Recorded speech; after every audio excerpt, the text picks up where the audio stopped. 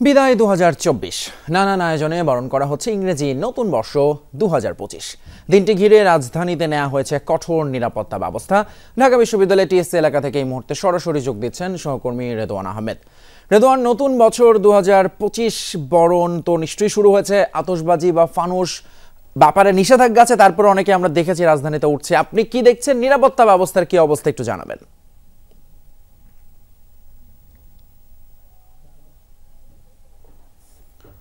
জানতে চাই, শুভ নববর্ষ, ইংরেজি নববর্ষের শুভেচ্ছা। সেই সাথে যেটি বলছিলেন যে আসলে রাজধানীর বিভিন্ন জায়গায় এই নববর্ষকে ঘিরে কিন্তু বেশ নিরাপত্তা ব্যবস্থা আমরা লক্ষ্য করতে পেরেছি।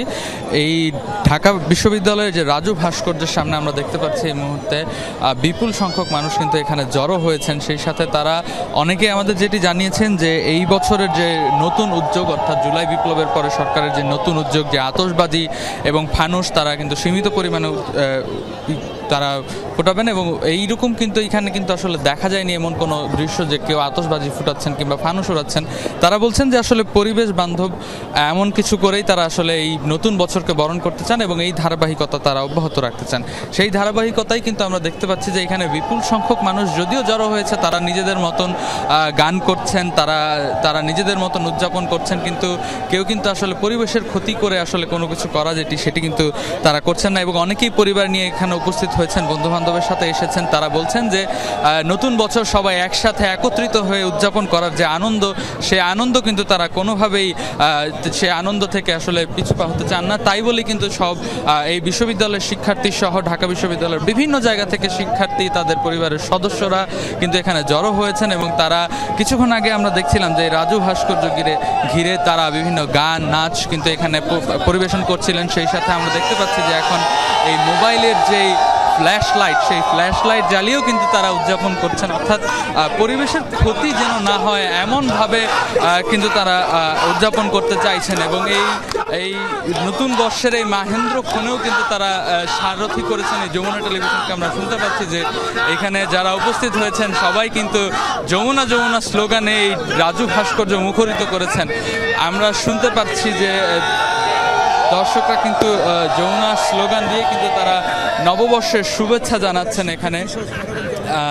এছাড়াও আমি বলতে চাই যে এই রাজধানীর এই রাজু ভাস্কর্যের যে কয়েকটি প্রবেশ পথ রয়েছে, সেই কয়েকটি প্রবেশ পথ ঘিরেই কিন্তু বেশ নিরাপত্তা ব্যবস্থা, নিরাপত্তা বলয় তৈরি করা হয়েছে এখানে।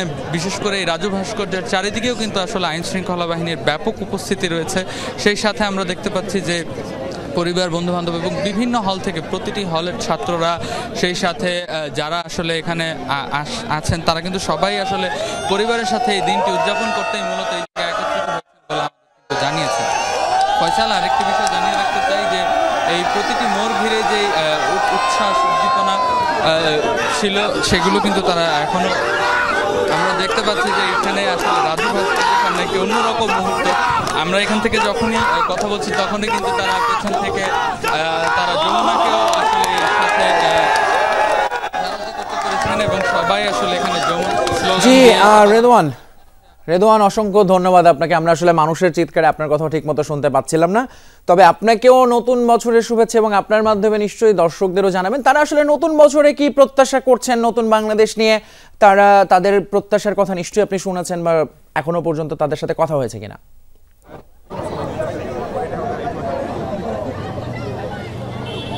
ফয়সাল, নতুন বাংলাদেশের প্রত্যাশার কথা শুনছিলাম। আসলে এই প্রত্যাশার কথাগুলো কিন্তু আমরা মানুষের কাছ থেকে শুনছিলাম। তারা বলছিল যে আসলে জুলাই বিপ্লবের পর কিন্তু তারা আসলে নতুন বাংলাদেশকে নতুনভাবে দেখতে চান।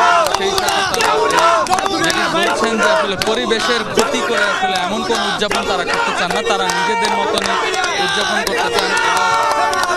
এই উদযাপনের যে সারথি তারা কিন্তু যমুনা টেলিভিশনকেও করেছেন এবং শুভেচ্ছা বার্তা কিন্তু তারা যমুনা টেলিভিশনকেও জানিয়েছেন। সবাই এখানে যারা জড়ো হয়েছেন মূলতই ঢাকা বিশ্ববিদ্যালয়ের রাজু ভাস্কর্যকে কেন্দ্র করে কিন্তু বিভিন্ন ছাত্রছাত্রী এবং তাদের পরিবার, ঢাকা বিশ্ববিদ্যালয়ের সংশ্লিষ্টরা সবাই কিন্তু এখানে এসে। সেই সাথে আমরা দেখতে পাচ্ছি যে এখানে কিন্তু প্রচণ্ড মানুষের ভিড় লক্ষ্য করা যাচ্ছে। যদিও চারিদিক দিয়ে বেশ নিরাপত্তা বলয় সৃষ্টি করা হয়েছে, তারপরেও কিন্তু এখানে মানুষের ভিড় মোটেও কম নয়। এবং সবাই আমাদের যেটি জানিয়েছেন যে তারা পরিবার পরিজন নিয়ে আসলে তারা এই উদযাপনটি করতে চান। ফয়সাল। অসংখ্য ধন্যবাদ রেদওয়ান আপনাকে। নিশ্চয়ই যমুনার দর্শকদের কাছ থেকে ভালোবাসার একটা দারুণ পাওয়া। সবাইকে ইংরেজি নববর্ষের শুভেচ্ছা আরও একবার।